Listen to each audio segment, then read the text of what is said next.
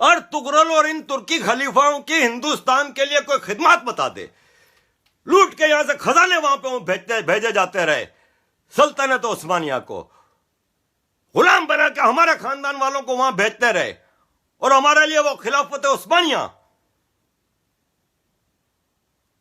میں ان خلافت موومنٹ والوں کے اوپر لعنت بھیجتا ہوں جو بن سوچے سمجھے قوم کو اس راستے پہ لے کے جا رہے ہیں جہاں ہم اپنے ایکسپلائٹیٹر, ہمارے اپنے اوپریسر کو تعریف کریں, ان کی پوجا کریں اور گالیاں دیں ان کو جو ہم میں سے ہیں, جن میں سے ہم ہیں. ارے کہاں لے کے جا رہی ہے اس مسلمان لیڈرشپ اس قوم کو؟ تباہی و بربادی کی طرف لے کے جا رہی ہے. اور اگر آپ ہندوستان کے مسلمان پاکستان کی فوج کی طرف دیکھ رہے ہیں کہ اسلام کی یہ فوج اسلام کی خدمت کر رہی ہے, تو تم سے بڑا مورخ کوئی نہیں ہے جس نے پورے پاکستان کے پختونوں کو یا تو مجاہد بنا دیا یا ٹیررسٹ بنا دیا. دوسرا کوئی بچا نہیں ہے. پورا پختون ان کی جنگ کی ایندھن ہو گیا ہے. بجٹ ہم دے رہے ہیں 72 سال سے, اپنا پیٹ کاٹ کے آدھے سے زیادہ بجٹ ان کو دیتے ہیں کہ جاؤ لڑو, ہندوستان تمہارا دشمن ہے نا, میں یہ سکھایا جا رہا ہے, جاؤ لڑو ہندوستان سے. یہ ہمارے بچوں کو اٹھاتے ہیں گھروں سے, مدرسوں سے, ان کی ٹریننگ کرتے ہیں, بندوق ہاتھ میں دیتے ہیں اور بھیج دیتے ہیں کشمیر, پنجاب, افغانستان, چیچنیا, امریکہ.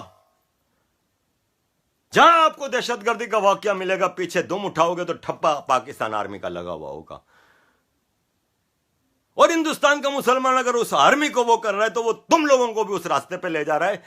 ان سالوں کو ہم 72 سال سے پال رہے ہیں, اپنا پیٹ کاٹ کے ان کا خرچہ پورا کر رہے ہیں, ان کے بچے کے لیے 7 اسٹار لائف دے رہے ہیں. اور یہ جو کام کرنے کے لیے ان کو دے رہے ہیں وہ کام ہمارے بچوں سے کرا رہے ہیں, ٹیررسٹ بنا کے ان کو بھیج رہے ہیں. اور یہی چیز ہندوستان میں وہ کر رہے ہیں. یہ جو سلیپر سیلز جاگ گئے ہندوستان میں, یہ آپ کے بچوں کو ٹیررسٹ بنانے کے لیے لے کے جا رہے ہیں. اگر آپ ان کو مجاہد سمجھتے ہیں تو آپ سے بڑا مورخ کوئی نہیں ہے. یاد رکھیے گا اللہ کے آپ کو اس کا جواب دینا ہوگا. اگر اللہ آپ کے گھر میں ایک انسانی زندگی دیتا ہے, بچہ آپ کو دیتا ہے, آپ کا فرض ہے کہ آپ اس کو ایک اچھا انسان بنائیں. آپ چکر میں رہتے ہیں کہ اس کو ایک ایسا مسلمان بنا دو جو کافروں کا قتل عام کرتا رہے. محمود غزنوی سے بنانا چاہتے ہیں. ابے وہ محمود غزنوی اسلام کے لیے 17 بار ہندوستان پہ حملہ کرتا ہے, زندگی میں ایک بار مکہ نہیں کیا اللہ کے گھر عمرہ ادا کرنے یا حج کرنے کے لیے. اس کو حضرت محمود غزنوی بنا دیا ہے جو کہ گئے تھا, جس کے اپنے غلام ایاز کے ساتھ تعلقات ہسٹری کی بکس میں ریکارڈڈ ہیں. اس کو حضرت محمود غزنوی اسلام کا پیغمبر بنا دیا ہے. ایک لٹیرے ڈاکو کو جو اللہ کے گھر کبھی نہیں گیا. اقبال نے ایک شعر لکھ دیا کہ ایک ہی صف میں کھڑے ہو گئے محمود و ایاز. ابے محمود نے کبھی نماز بھی نہیں پڑھی ہوگی. کوئی بھی مذہب کا لے لیں, کیا محمود غزنوی کو کوئی انسان کہہ سکتا ہے جس نے ایک پیسفل کنٹری کے اوپر اچانک حملہ کر دیتا ہے, اس کے لوگوں کو غلام بنا کے لے جاتا ہے, اس کے کھیتوں کو جلا دیتا ہے, اس کے گھر سے سونا لوٹ کے لے جاتا ہے؟ وہ تو انسان نہیں ہے, آپ اس کو مسلمان کہہ رہے ہیں. سمجھ جائیں مسلمان, ہندوستان پاکستان کے مسلمانوں, انسان بن جاؤ. پہلے انسان بنو گے تو اپنی نسلوں پہ احسان کرو گے, کسی اور پہ نہیں کرو گے. ورنہ دنیا بھر میں جو آج ضلالت ہمارے نصیب میں آ گئی ہے وہ تم مسلمان لیڈروں کی پالیسی کی وجہ سے تو آئی ہے. ہم امریکہ کا تھوڑی کو گلا کریں گے کہ امریکہ یہاں پہ جنگ پھیلا رہا ہے, افغانستان میں امریکہ آیا. ہم تو اپنے محافظوں سے گلا کر رہے ہیں جنہوں نے میرے وطن پاکستان کو north to south, east to west پورا ٹیررستان بنا دیا ہے, جس کی جب جہاں مرضی آتی ہے دھماکہ کر جاتا ہے, جس کی جب مرضی آتی ہے وہاں فورس کنورژن کر دیتا ہے, جس کی جب مرضی آتی ہے وہاں پہ کسی کا بھی قتل عام کر دیتا ہے. یہ ہم نے مسلمانوں کا الگ ملک جو حاصل کیا تھا اس کا یہ حشر کیا ہے. اور اب تم ہندوستان کے مسلمان ہو, تم اس جنت کو برباد کرنے پہ لگے ہوئے ہو. مجھے کوئی دنیا کا ایک دیش دکھا دو, ایک دیش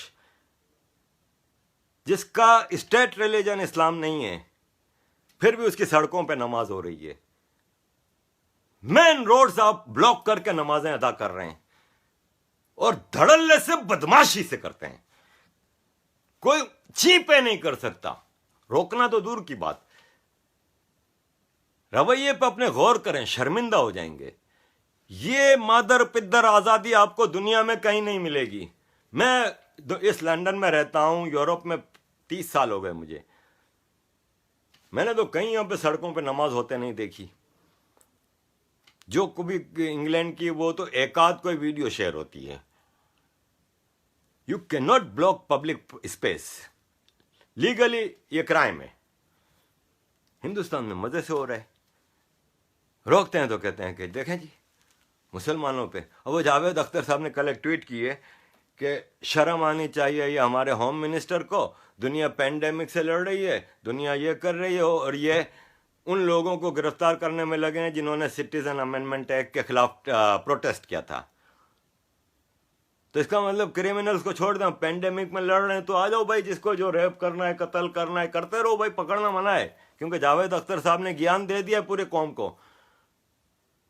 جاوید اختر صاحب کل یہاں پہ ڈربی میں جو پاکستانی نے گردوارے پہ اٹیک کیا تھا نا، اس کو شام کو پولیس گرفتار کر کے لے گئی، اور وہ کتا گاڑی ہوتی ہے نا پنجرے والی، اس میں ڈال کے لے گئے۔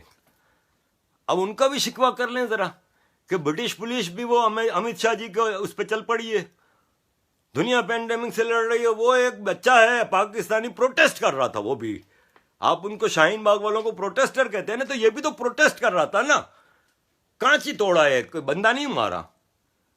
تو شرم آنی چاہیے پھر برٹش پولیس کو بھی کہ وہ پینڈیمک سے لڑنے کے بجائے ایک کرمنل کو گرفتار کر رہی ہے۔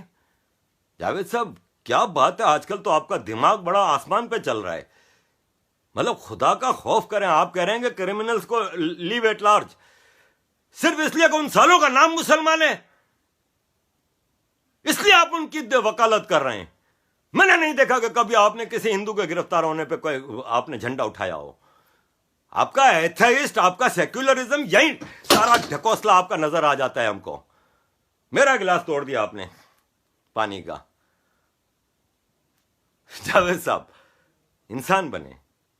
مسئلہ یہ ہے کہ اس ہندوستان میں آپ جیسے لوگ لیڈ کر رہے ہیں مسلمانوں کو، مسلمان آپ کو دیکھ رہا ہے، آپ کم از کم ان کے لیے کریکٹ راہ تو نکالیں۔ بھول گئے آپ کہ اس ہندوستان نے آپ کو سب کچھ دیا ہے۔ آج جو مان، سمان، عزت، دولت، شہرت، سب کچھ اس ملک کی وجہ سے۔ آپ کے کئی بھائی لوگ گئے تھے ہجرت کر کے ادھر، یاد ہوگا آپ کو، سب اچھی طرح یاد ہوگا۔ کئی لوگ گئے تھے یہاں سے، آپ کے قبیلے کے لوگ، ساحر لدھیانی بھی گئے تھے، واق کے واپس آ گئے تھے، بڑے فخر سے گئے تھے۔ ہم لوگ تو گئے تو ہمارے ماں باپ تو پھر پھنس گئے نا، سڑک پہ جھونپڑی بنا کے رہ رہے تھے، واپسی کے راستے بند تھے، سب کچھ تھا۔